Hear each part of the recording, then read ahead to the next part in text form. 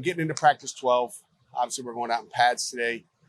Get a little bit more work done. Day off tomorrow, and then we'll go Spiders. I think on Saturday and Sunday after Stadium.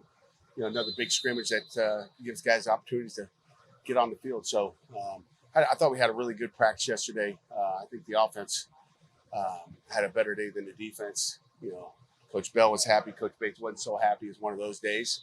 But we'll keep getting better.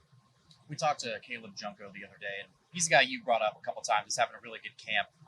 Just wondering if you could dive a little deeper into just how confident you're feeling in him and just the punting operation on the whole, from the snapping to the blocking, everything. Yeah. You know what? Obviously, Coach Bro's done an outstanding job. I can't emphasize how much I, have faith and trust and belief in what he does on, just some of the things we're doing. Besides the way Junko's punting, our protection's better. I've sat here for, 9 previous seasons and watched what we did, and that's no disrespect. It's just like the rules are easy to protect. We got lanes for the punter to punt out of. The punter's got confidence. Like you just feel good about what you got. You got answers for everything, whether they want to overload or not overload. I just like where we are in that phase of the game. And again, obviously when your punter's putting the ball exactly where you want it, try to put it on the sideline with 4+ hang. He's done that, and he's drilling the ball right now. Today, that roof's getting hit today. We talked at the beginning of camp about Jake Overman's leadership, but how has he grown into like a more prominent role in this offense? Jake is in a battle right now. I mean, Justin Holmes has done a nice job. I think I mentioned that in the sideline the other day. Like, I probably haven't talked enough about Justin Holmes. And Malachi's done a great job as well. So it's a 3-man race there, really, to see who's going to get reps. And it's going to come down to, really game day. Who's making the blocks? Who's making the catches, the big catches? Who's finishing plays? I think that's what it comes down to. Is really game day. I mean, I think we got 3 tight ends that we can win with. Jake is one of those guys, but he's in a battle. It seemed like Justin was known for his blocking coming in here, but how much has he impressed you as a pass catcher? He's impressed me a lot. He had 2 nice catches the other day. One didn't count because of a holding call in the scrimmage, but he's done a nice job. He's got great hands. He's in the right spot. It's not always about like that fastest guy down the field.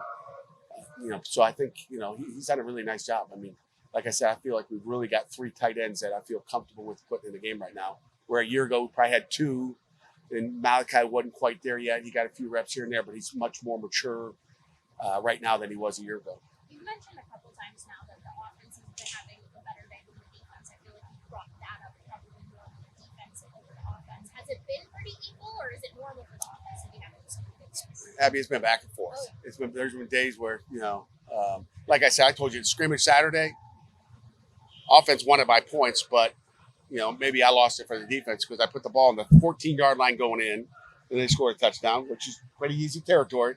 Then I put it on the 3 going in. So, I wanted to make it hard on the defense. So, I think our guys understand that. I want to get those situations in. I'm not going to say, but the defense played really, really well Saturday, well enough to win a football game, that's for sure. What are some of the small details that the offense is doing well right now? Well, I think they're starting to get into game planning a little bit more than just installing plays. I think, offensive and defensive, you want to get different schemes in, okay? And again, whether it's a good scheme against your offense or defense, doesn't really matter, right? You got to install different coverages on defense, different blitzes on defense that you're going to use throughout the year. You're not necessarily trying to do it to beat Pitt's offense. We're working on Pitt defense and Pitt offense right now. What do we need during the season? What weapons strategically do we need on either side of the ball, and special teams for that matter? And that's why we install what we do, and we throw a lot of stuff at our kids mentally, because we're going to need it throughout the year. We want to teach them now, so when it comes up during the season, hey, you remember practice 14? We did that. That's why we did that. This is where it's going to pay dividends. So we have summer scouts on everybody we do. We know what we want to do mentally in all those games right now. And again, things change, but like we'll have enough stuff in our arsenal to, defend and be offensive during the season. We talk a lot about Bruce Brokens, but how are those other safeties shaking out right now? Yeah, probably have not talked about those safeties enough. Devon McIntyre's having a heck of a camp. Bruce is doing a heck of a job. The guy that's probably the one young guy that I talk about is Josh Guerriere. He is climbing the ladder. So we're excited about him. Alan Bryant's had a great fall. I think he had like maybe one practice last spring and then had a hamstring and didn't get much work. So he's had a good camp. And there's one more I'm missing because there's 5 of them. Kavir Baines. Like, yeah, I knew there was. Thank you, Stephen. Kavir's done a nice job as far as what we've seen at the safety. So those are 5 guys that like have stepped up. Jesse's doing a good job. We may even get him a little receiver work today as well. But he'd probably be the 6th guy at this point. But that's today, practice 12. We still got another 12 practices before the opening. The other day you mentioned Jaden Bonsu and Cam Lindsey were in kind of about backup outside linebacker spot. Have either of them separated themselves? You know what? They both keep getting better.